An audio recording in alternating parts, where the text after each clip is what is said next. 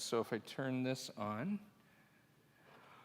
greetings to everyone here and to those that are watching on our live stream. Thank you for coming to this vast information meeting about our trip to the Holy Land. So, which I will start with the obvious elephant that is in the room, which is this seems like a terrible time to talk about a trip to the Holy Land. The weekend that I announced it was an awful weekend to say, hey, let's go to the Holy Land. And then I've been getting the question, are we still going? Does this mean the trip is canceled? And the answer to all of that is, I don't know. Because I don't have a crystal ball. I don't know what will be happening in 14 months from now. If our trip were next month, that would be a totally different story. But we have a lot of time. So I was on a phone call this morning with 300 pastors and tour hosts with Educational Opportunities, which is the tour company that we use. And their president was on, and he actually just came back from a cruise that's over there, the one with Adam Hamilton. So they shared some things. They were mostly talking to people that have trips coming up in the next few months that are clearly going, what are we going to do? But here was my takeaway from it.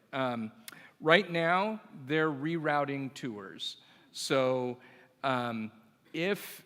because there's always the possibility for unrest, and their number one is keeping guests safe. And in 50 years of operating, they have never had a guest be harmed in any way. So their number one is safety. If your trip were to happen at this time, like these two trips, or two people that I know that were scheduled this week and then were there last week, they simply reroute the trip and you do perhaps the journeys of Paul. I gather, I didn't get into all this, but I gather they can't cancel it because there's so many moving pieces, so they just put you on another of their trips and reroute and redo that. We'll have plenty of time before that to kind of figure out what is happening, I think. So they did say the big picture from their perspective, and I'm going to kind of quote from what they said. They said, unless this becomes a wide-scale conflict that really people from outside of Israel start getting involved, because it's in Gaza, because that's a small area, they think that this will work itself out in the next few months. They don't expect this to be going on for very long if it remains just in that way. If it gets wider, we're going to know that, and it's going to be a bigger situation, and we'll talk about that. So they are anticipating doing tours in 2024. Again, we are still a ways off. The first deposit of $100 isn't due until February. The second deposit is due in June, the third in September, and I think the final in October. So again, we have a lot of time. So my approach right now is tonight's meeting, let's assume we're going. And I'll tell you what the trip will be like, and we'll go from there. I'm going to kind of wait until January. Obviously, our numbers are not big right now. People aren't going, yeah, this is what I want to go do right away. As if this weren't happening, I think we'd have a lot more. But I'm going to just kind of wait until January, and then we'll see where things are and kind of reevaluate at that point. So for today's meeting, we're going to go forward as if we're going, and I want to share with you what it would be like. So, but let me start with it seems like appropriate to start with a prayer and a prayer for peace. So let me do that. God, we do not understand sometimes this world. We don't understand why hearts are hard and why some of this fighting just keeps to seem going on and going on. But we do know that you are a God of peace, and we do know that all are your children. And so we just pray for your peace in the Holy Lands right now. We pray that your Spirit would be at work there, and that you are with the people who live there, who have lost lives, those lives that have been turned completely upside down. And we simply ask that you would be present. We ask this in your name. Amen. Okay, so an overview of our meeting for tonight. Let's see, it worked earlier. There we go. And I realize the print is a little bit small. It'll be good on the live stream. But so first, I want to just talk about why would you go on a pilgrimage, because that's a very key word for this. The second, I'll do an overview of the trip, kind of just take you through it. Third would be the costs, and then offer up for any questions from the live studio audience.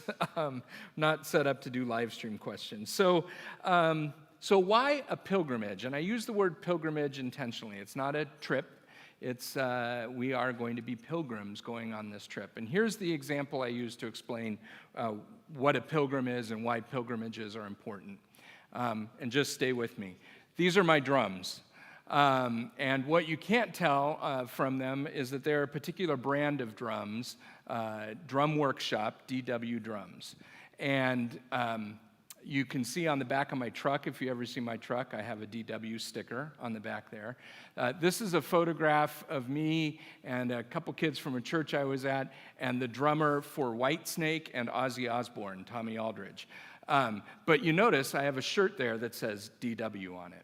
So, on my 10th wedding anniversary, when we were driving up for a trip up to Santa Barbara, I steered the car off the road in Oxnard, and my wife was going, "What are we doing?"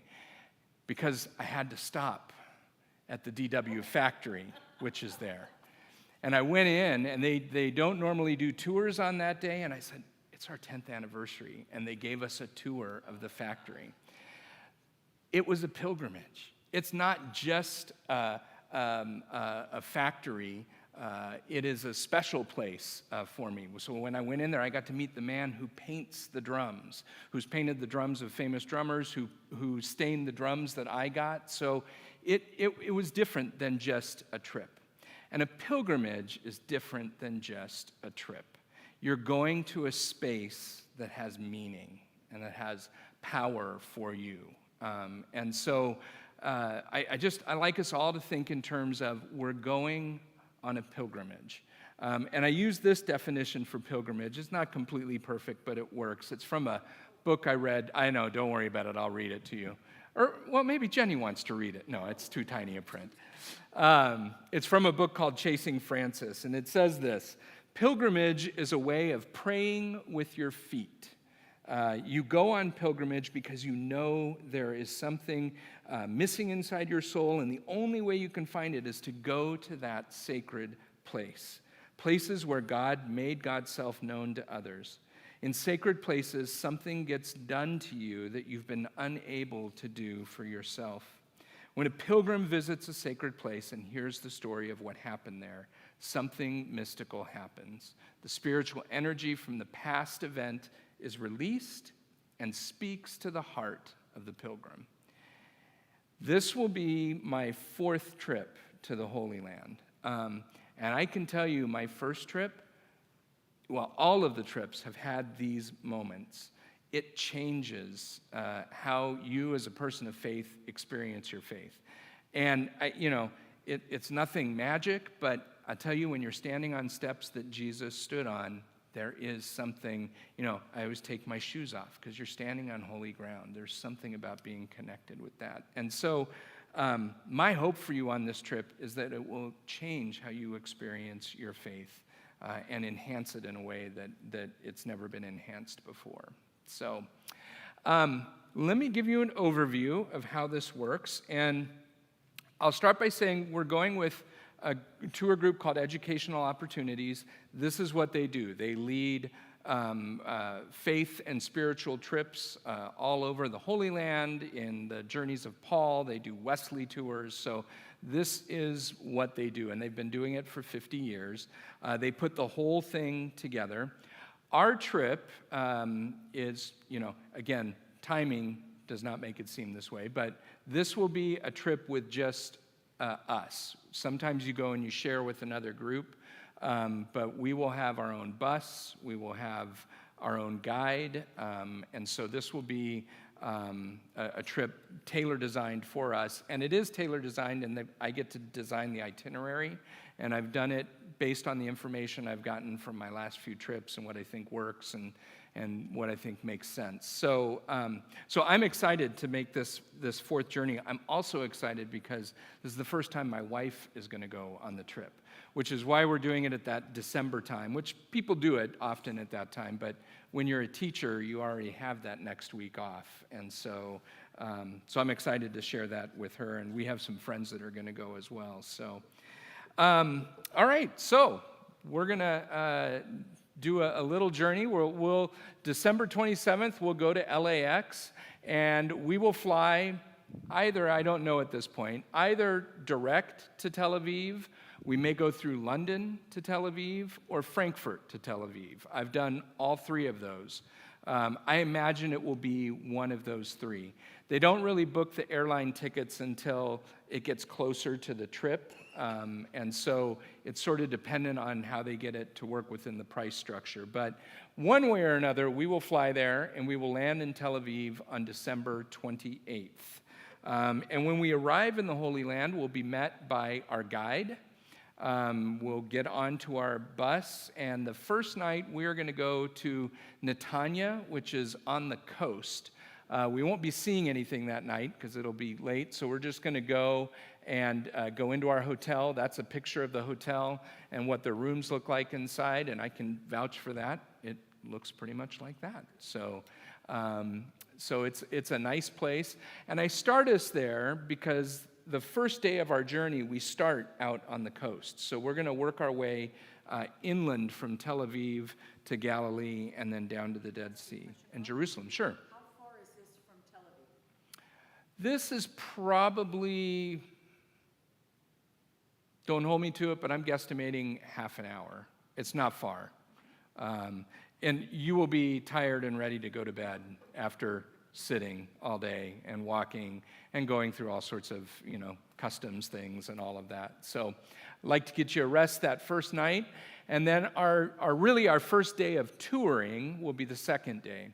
And we're going to go to Caesarea Maritima, Megiddo, and Nazareth. Probably all things you know exactly what they are. I'll tell you real quick, these are photos from them. They're photos that I've taken from the trips, so they're what you will actually see. Caesarea Maritima was built by Herod the Great. He was not a great person, but he's called great because of his architectural things. He built the temple, the second temple in Jerusalem, and this is the giant palace that he built on the coast. We'll see the throne room there. It was one of the first breakwaters ever built. We'll get to see that. They have a hippodrome for horse racing. There's a big amphitheater where they found an important stone that says Pontius Pilate on it, which shows that Pilate was there. Pilate probably stayed there before going to Jerusalem. So we'll go there. Then we're going to travel inland to Megiddo. And Megiddo is in the Jezreel Valley. And Megiddo you may have heard of without knowing you've heard of it, because it's in that phrase Armageddon. This is where Armageddon supposedly will take place. But what is interesting about Megiddo, it's a tell, which is a mound, and there are, I think, 20 different layers of civilization that are on there. So we'll see an altar that literally was thousands of years BC, all the way up to Solomon's stables, and then you can go down into, there's a well and a cavern we can take a trip down into. I think is it Hezekiah's tunnel? I think that's what it is. So it's quite an adventure, but you'll be seeing the layers of history. And in the Holy Land, everything is about layers. And we're always looking for that first century layer, which would be during the time of Jesus. And then we'll finish by going to Nazareth, which you can see from Tel Megiddo. And we'll go to Nazareth, the birthplace, or the home of Jesus, not the birthplace. We'll see the Church of the Annunciation, where tradition says Mary, that's built over the house where tradition says Mary lived. We will go to the Mount of Precipice and look over the hill where we're going to throw Jesus over the hill. So we'll see his hometown. And from there, then we're going to go inland to Galilee. And in Galilee, we'll stay overnight at the Royal Plaza Hotel in Tiberias, which is right on the Sea of Galilee. And we'll be staying there for 2 nights in that location. And then from there, we go to the Sea of Galilee. So I have a start at a place called the Valley of Winds and Doves, which it's really just kind of a park, but it's where the walking trail from Nazareth to the Galilee is.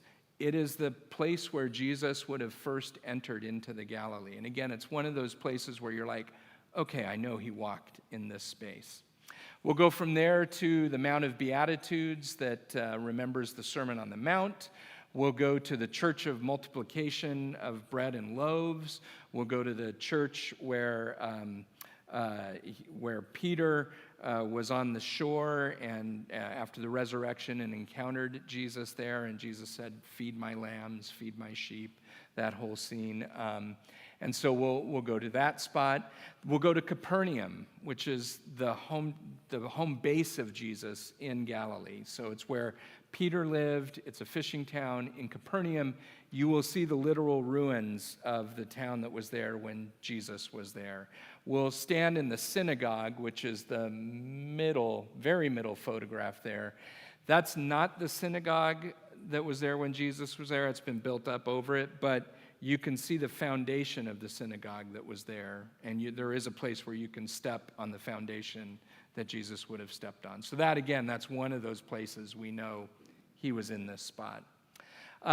We will take a boat ride on the Sea of Galilee. We'll go to the museum, and that middle photo in the bottom there is what's called the Jesus boat. This is a boat that they found when the Sea of Galilee receded. It was buried in the mud, and it is a boat that has been dated back to the 1st century. They don't know if Jesus was in that boat, but that boat was on the water while Jesus was doing his ministry, likely. So it's a pretty cool thing to see. I really like it. And you will have the chance, as Jenny and I were talking earlier, to have St. Peter's fish, which is the tilapia that they catch in the Sea of Galilee. You can get it either, does it come like as fish and chips? I forget how it comes. You can get it sort of filleted, or you can get the whole fish. I should have had a picture of that. They bring it and put it on your plate with the eyes looking up at you, and you got to work at it, but it's kind of fun. So that's an option. And it comes with fries. Everything comes with French fries at lunch. We'll stay again in the Sea of Galilee, and then the next day we are going to start to make our way south, and we're going to be moving down towards the Dead Sea. We'll stop at Bet Shean, which is it's a Roman ruins, essentially. It is mostly an Old Testament location where, this is a little gruesome, but I think it's where Saul's sons' bodies were hung on the wall. But it is a wonderful picture of what Roman cities would have looked like in those days. It also happens to be where some of Jesus Christ Superstar was filmed, if you ever saw that movie, like the 1970s version. And so there's a few famous spots there that we'll get to see. Then we'll travel down, and we're going to pull off the side of the road, and we're going to go down a long dirt road, and we're going to hit the Jordan River to a place called Qasr El Yahud, and that's the middle row of pictures there. It is symbolic for 2 reasons. One, it's the place where they think Jesus was baptized. It's closer to the region where Jesus was baptized. We don't know exactly where, but it's also the traditional spot where the Hebrews are said to have crossed into the promised land when they came over. So it's got this dual symbolism to it. And you will have the option to get into the water. They have steps and handrails and all of that. And we can stand in the water and we can renew our baptisms, or if you haven't been baptized, we could baptize you in the Jordan River. How busy is that site? So it is less busy than, there is a tourist baptism site up at the Sea of Galilee at the very bottom, and that's where most people go. It's pretty crowded. This site was just opened like 2010, 2011. It hadn't been accessible because there were landmines around it. They got those cleared out, and they've made this spot there. The 2 times I've been there, it has been much less crowded. In fact, one time we had it almost all to ourselves. So actually, let me take that back. One time we had it all to ourselves. Another time, there were about 1,000 people there. We couldn't get in the water. We had stopped at the traditional place up above, but it was the day of baptism in the Orthodox Church, and there were thousands of Coptic Christians that had come in all of their it was actually very beautiful and very cool to see, but we're not going there on that day, so we should be okay. Then we're going to go down all the way to the Dead Sea, and we will stop at Qumran, which is where the Dead Sea Scrolls were discovered. In fact, that photo there on the left bottom is the cave where they found a large gathering. That's cave number 4. And so we'll see the Qumran community and what that looked like. And then we'll end our day down at the Dead Sea, where you can float, as Susan is floating there. I think that's who that is. So you'll get a chance to do that. But then I like to have a stay down at the Dead Sea, because it's been a long day. And so we'll stay at the David Dead Sea Resort, which, as I was mentioning earlier to our group, if you don't want to go into the cold Dead Sea, they have a spa area that has warm Dead Sea water that you can float in. So you can have the experience of floating without going out into the cold. So you'll have both options. You can also get a massage there if you like. So it'll be just a nice break. Yeah. So we want to treat you right. We want you to be comfortable. From there, we are going to, as we come out of the Dead Sea, we're going to stop at Masada, which is the upper left corner there. It is a literal fortress built at the top of this mountain in the Dead Sea. It is also one of the reasons Herod is called Herod the Great, because he built this as his place in the desert. And we'll see the chambers that Herod lived in. We'll see the places where they stored food. It is also where, during the siege of Jerusalem in 70 AD, a group of Jews went there and barricaded themselves in there. And the Roman legions came and built a ramp up to there to get them out. And it's a very sad story, but a very important part of Israeli history. And so you'll get a chance to see all of that. You can't really tell, but the picture of me there, I'm holding a starling. They have these birds that are all over there, and it landed on my hand. Hasn't done it, that was the only year, but it did. So from there, we're going to go to Bethlehem. And we'll see the Church of Nativity over the traditional spot where Jesus was born. Most of these are just traditional spots, but I will point out the ones when we know Jesus was there. We'll go there. We'll go to Shepherd's Field, where tradition says the shepherds were greeted by the angels. The top there is an olive wood nativity set. We're going to stop at, that'll be one of the shopping stops that we make. And there is a very famous olive wood store owned by the Nissan brothers. And you'll have a chance to you could buy an olive wood nativity that is this big if you wanted to. They'll ship it to you. You could buy a little one. You can buy crosses made out of olive wood. You can buy jewelry. I bought a first century oil lamp there. You can buy some antiquities. So we'll make a stop there for lunch and in the store for some shopping. Then we are going to go up to Jerusalem, and you will finally understand what it means when they say they go up to Jerusalem. You'll have been in the Dead Sea, lowest spot, and you'll see it's dry, arid desert there. As we go up to Jerusalem, you're going to see pine trees. You're going to see a totally different change in the vegetation, and because we're literally going up into a new place. And so it's a beautiful transition. It even snows in Jerusalem. I was there one time when it snowed. So it's just a totally different. And it's only probably a 30-minute drive. It's not very far. So, and our first stop there, and I'm doing this in different order than I've done it in the past, but I think this is going to be helpful. We're going to go to the Israel Museum when we get there. And the Israel Museum has this massive model of Jerusalem in the first century. The walls that you see around Jerusalem today were built many, many years after that. And this is a model of what it would look like in Jesus' day. And we'll be able to point out, okay, here's where we're going to walk tomorrow. Here's where we think the Church of the Holy Sepulchre is. Here's where they think Calvary is. And you'll get a big picture of what we're going to do. Because when you're walking in the old city, it's hard to conceptualize what it looks like. So I'm hoping this is going to be a helpful thing. On my last trip, I was like, that's what we need to do. So we're going to try it. And we'll also, if we can, we'll go to the Shrine of the Book, which is there where you can see some of the Dead Sea Scrolls. So, all right. And then we stay in the Olive Tree Hotel for 5 nights. And so this is a great hotel. Our bus drives right up. They unload all of our luggage. Their EO has hosts that are right there at the hotel to meet us. They give us our room keys.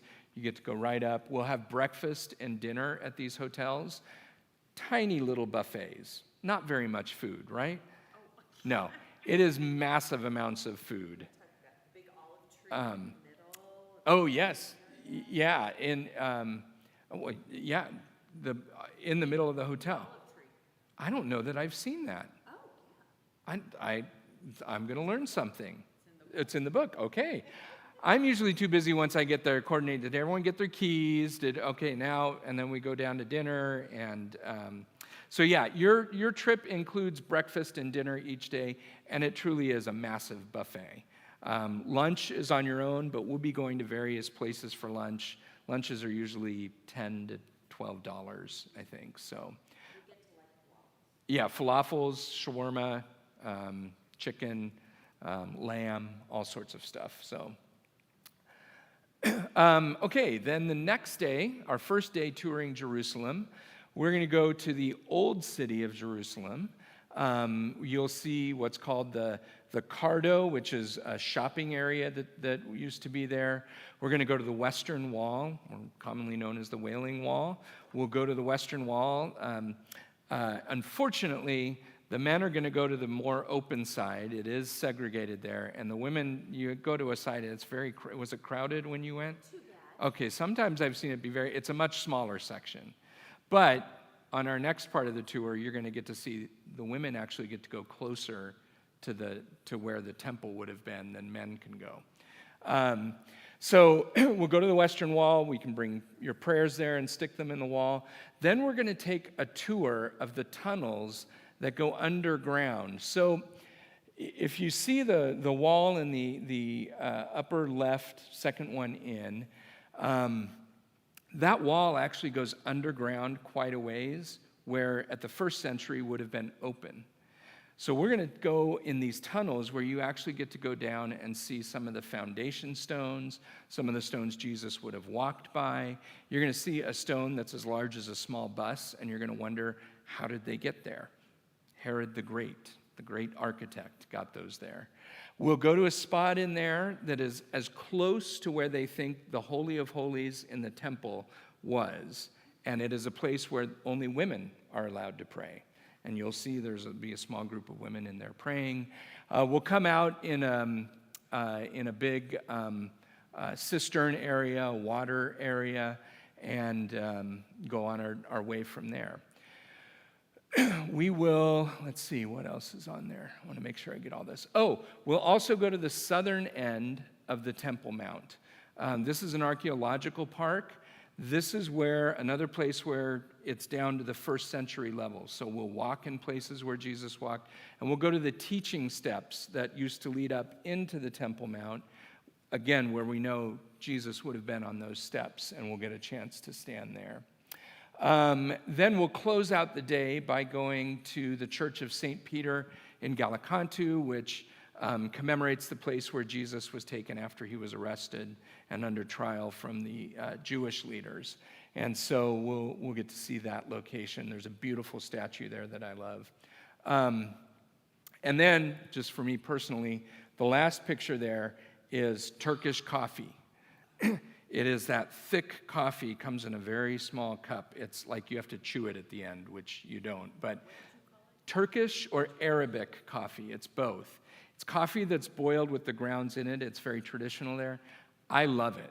Some people don't like it. I love it, so I always can't wait to get to Jerusalem and get some of that. The next day is a free day in Jerusalem. This will be a day, because this trip, there's a lot of walking. We get up early, we get started, we do the full day, and then we come back. People get tired, so I like to build in this day in Jerusalem where if you want to sleep in a little, you can sleep in. If you want to get some rest, you could also then go you'll have been in the city of Jerusalem, but you can walk right across the street and you can go back into the city. I encourage people to go in, explore the food, buy from the vendors that are there, try something different. You can buy souvenir kinds of things if you want. I enjoy literally just walking through the city and watching people. There's a few extra places you can go if you want to check them out, and I can point you in the direction of those as well. But it's just a day to kind of catch your breath a little bit. From there, we will go to the Mount of Olives. So the next day, we're going to kind of follow the final path of Jesus in that final week. We'll go to the Mount of Olives, which is where you get that traditional view that's in all of the brochures. And you see the dome of the rock, and you see that view of the side of Jerusalem. From there, we'll go to the Church of All Nations, which is in the Garden of Gethsemane. There's an olive tree there that was there in the time of Jesus. It's very old, a very big tree. There's there's of course churches on all of these spots. So you'll get the chance to kneel and touch what they say is the rock that Jesus prayed on, or what tradition says is the rock that he prayed on. From there, we're going to enter the city of Jerusalem, and we'll go through, I think it's the Lion Gate, which is closest to the Golden Gate where Jesus would have gone in on Palm Sunday. We will walk the Via Dolorosa. We won't hit all of the 14 stations of the cross. It's a little hard to get all of them, but we will highlight a few of them. We will make our way all the way through the city, get to the tomb of the Holy Sepulchre, or the Church of the Holy Sepulchre, which is built over what is said to be the tomb of Christ. You're going to find out there's two tombs of Christ in Jerusalem.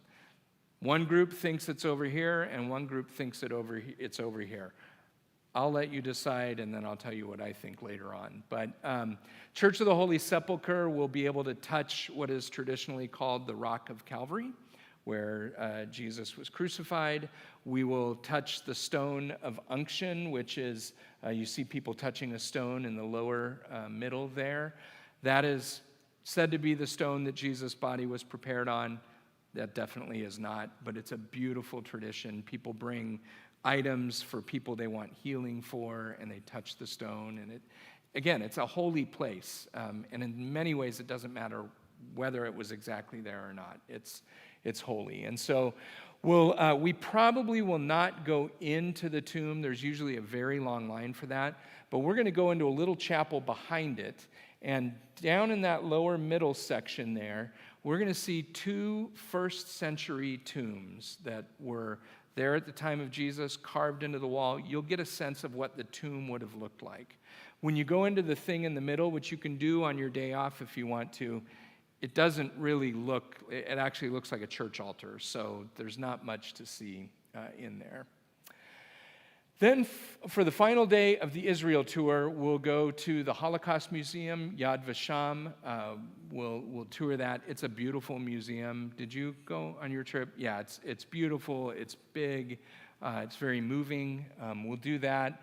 And then at that point, those that only do the Holy Land tour, you'll go back to the hotel, and then they will take you to the airport, and you'll begin your journey home.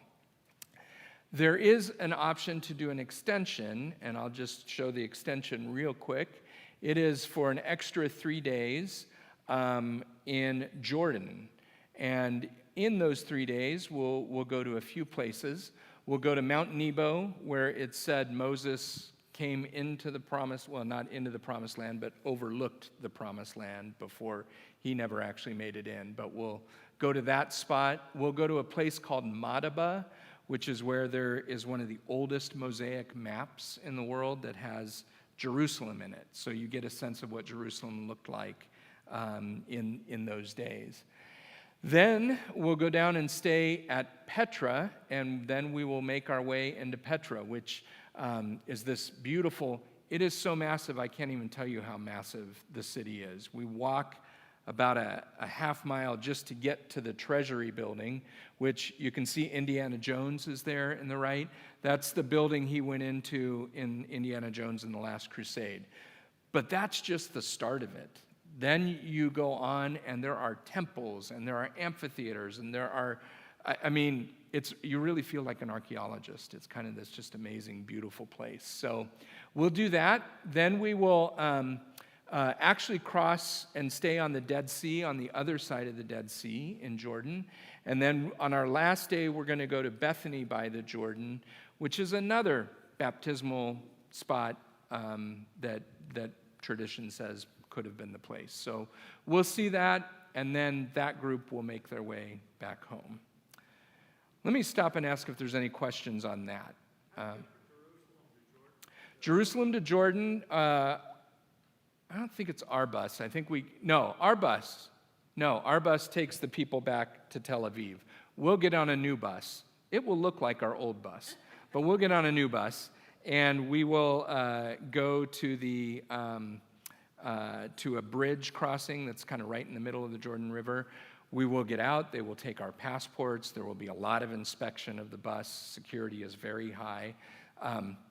Obviously, we're in different times now, but what I can say is I've always felt safe in Jerusalem, but there is a presence of high security there. So they check that out, and then we cross over. I think it's called the Allenby Bridge. It's funny, when I don't have it right in front of me, I don't always have it. But yeah, Allenby Bridge into Jordan.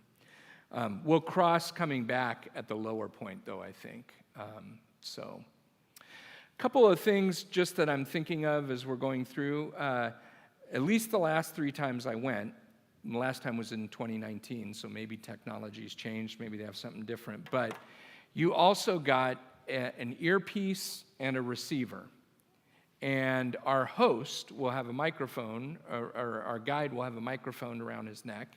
And so if you're at the back of the line or you're looking this way, as long as you're within range, you're going to be hearing what he's saying in the earpiece, which is really helpful because it gets noisy. There can be lots of people in places.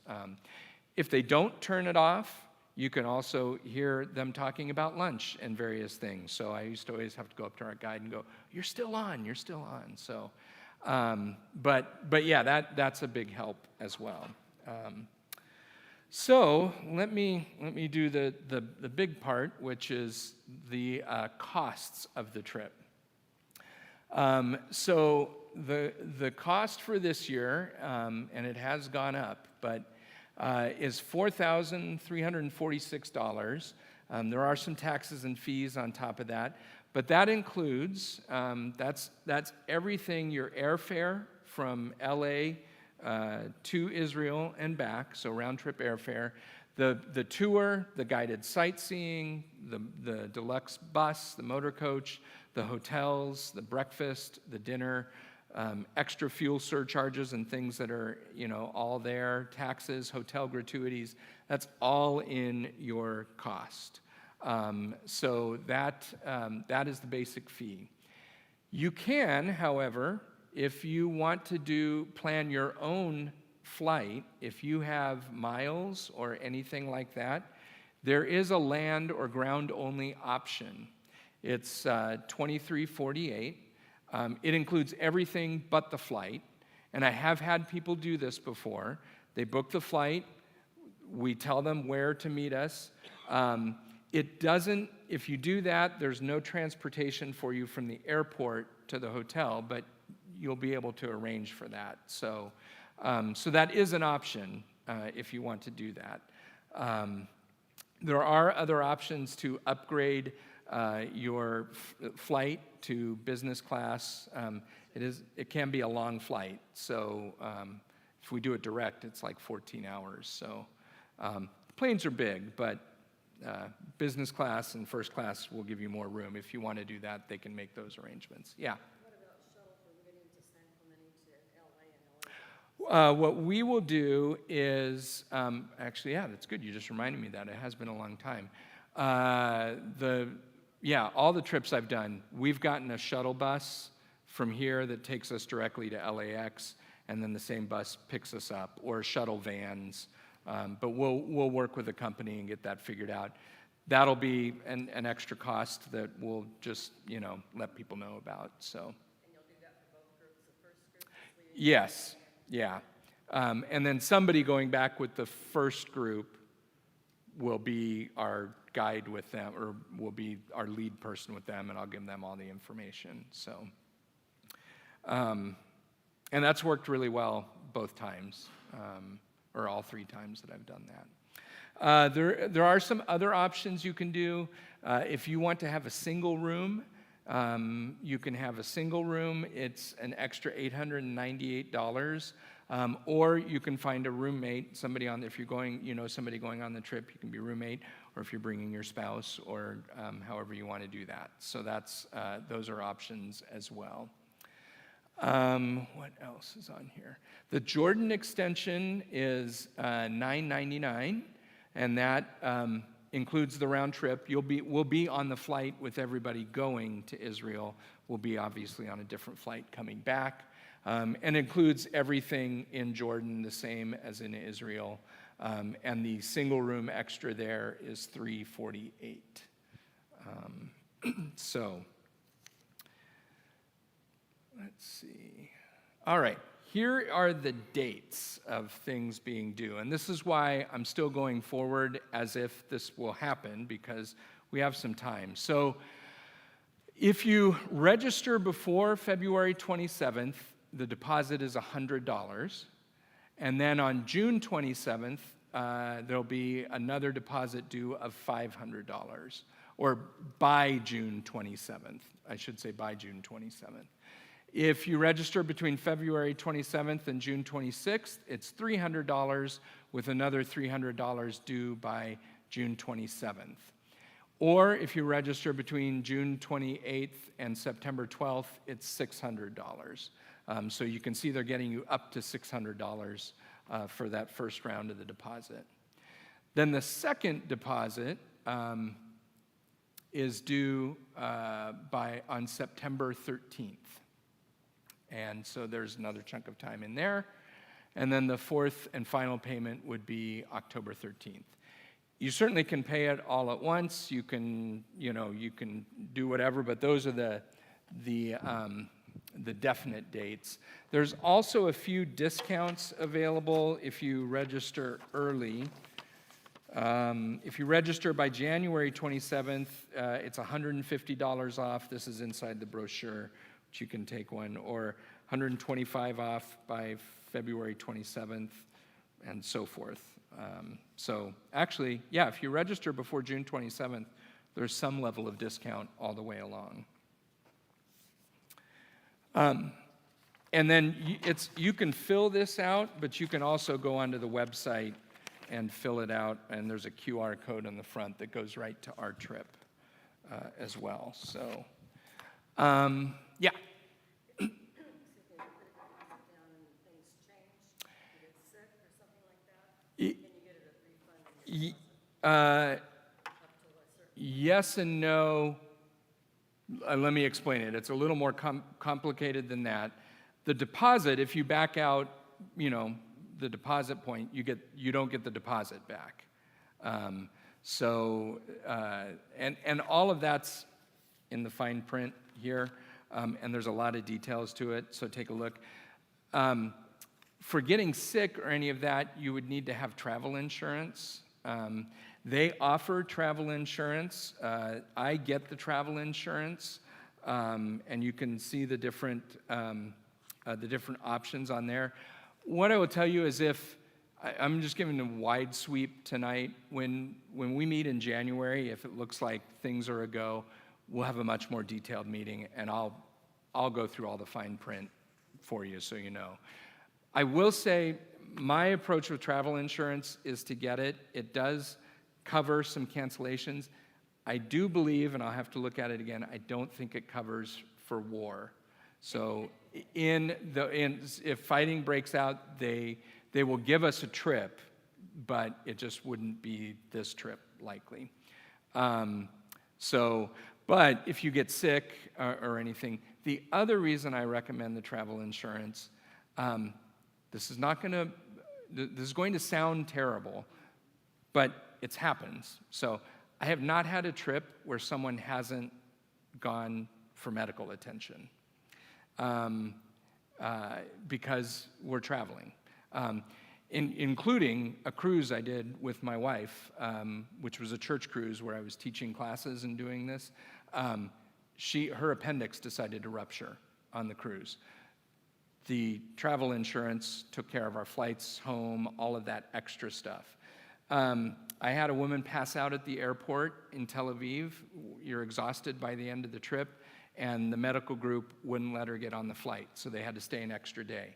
Travel insurance covered that extra day in the flight going home. We were in Egypt, and I had someone get intestinal sickness. They needed to stay. Well, actually, we got them to Frankfurt, and Frankfurt has a hospital medical clinic in the airport. They stayed an extra day there. Travel insurance covers that. The last one, I just had someone sprain an ankle. They tripped.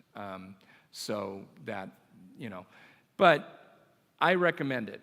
It's up to you. There are also outside travel insurance companies that you can look at as well. So, but I recommend it for the medical part. And you can take a look at all that as well.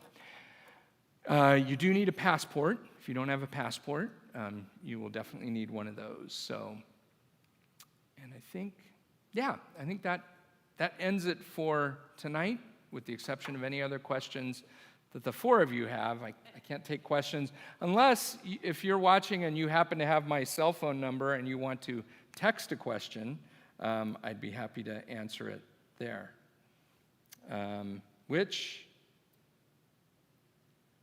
Jenny Surface was on, but the sound is out for the live stream, but she got everything up to the costs. So, I don't know. You don't need the costs anyway, so. Other questions? I mean, little things about the trip or? Luggage, clothing, you get to take some. You get to take a big suitcase. Weather-wise, you do want to plan. It could be rainy. I think it'll definitely be cold while we're there, cooler, which is nice because you don't want to go in the summer when it's hot. So, and there's a lot of people. So it can be a little cooler. Emily says the sound is good for her. So, okay. A variety of clothes is good to be prepared for all manner of things. This is my Israel shirt. I take this shirt all the time with me to Israel. I went to REI and got it because I wanted to feel like an adventure. I love it. It's a great shirt. Somebody handles their luggage to the buses?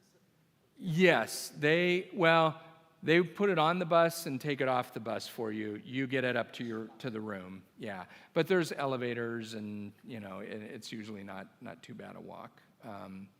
And obviously, luggage is included in the flight. If you want to take extra luggage, that could be more. So, and I guess maybe the other question you were asking, regular clothes. I mean, pretty much assume it's like here, because we have a very similar climate. So plan for December, January in Southern California. And coverings? Not needed except at the Western Wall. And there, I'm not even sure. I know it is for men, but they have yarmulkes right there. I don't think, I know some women bought scarves and did, but they may have just bought the scarves because they were pretty. So, yeah. But no. And good walking shoes. You're going to walk a lot.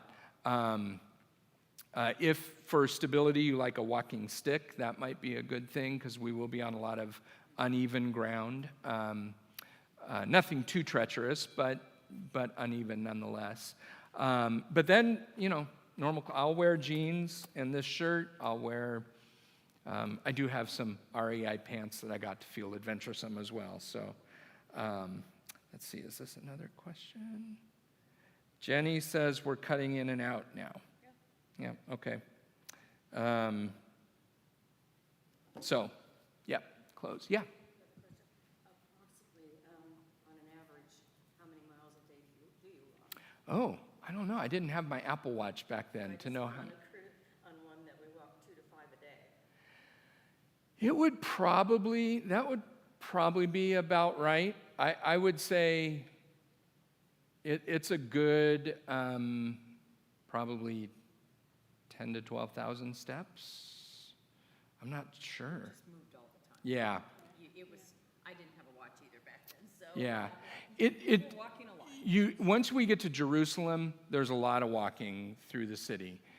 A lot of the places are get on the bus, walk, get off the bus, get back on, and then you get a little break for a while. The buses are really comfortable. They're air conditioned, and the last bus we were on had Wi-Fi on it, so they're good. Was the walking pretty flat or more like hilly? It has both. I'm trying to think if there's any place you absolutely have to go up a hill. There's a few places that you could opt out and go around. I'm assuming we're taking the cable car up to Masada. Oh yes, we take the cable car up to Masada. Yeah. That's nice. Yeah, and then once you get up to the top of Masada, it's flat. When we go to the Church of Primacy, where Peter and Jesus met, that's a pretty. It's a flat road down, but it's kind of a long road down. So And the Mount of Olives down. Although we'll see. I've only done that on one trip, and we had people do both options. So we may not do that. And actually, I almost got run over by Mike Huckabee's tour group at that point. We're down walking down the road, and here come like 5 buses, and we all just had to scrunch up against the side because it was a tiny road. So, but it's a lot of walking with rests in between, and a few steep places, but mostly accessible. I've had, people have done pretty well, and I've had people at all health levels go. So. I wouldn't say it's good if you're in a wheelchair. No, it wouldn't be good in a wheelchair, but yeah, it's every place is pretty accessible. So, water? They drink a lot of water. Oh, there's water. Yeah. Do they provide it, or we take our? That's a good question. I think our bus had water on it, but I think our bus driver would bring it on every day, and I think we paid $1. We put $1 in his thing. I think it was a way he made a little extra money too.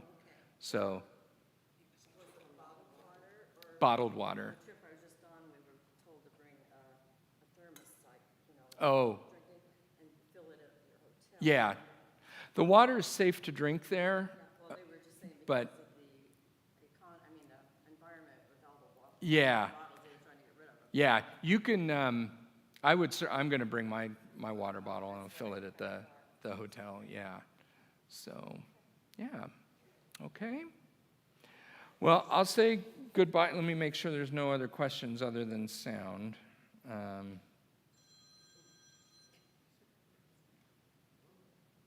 Oh.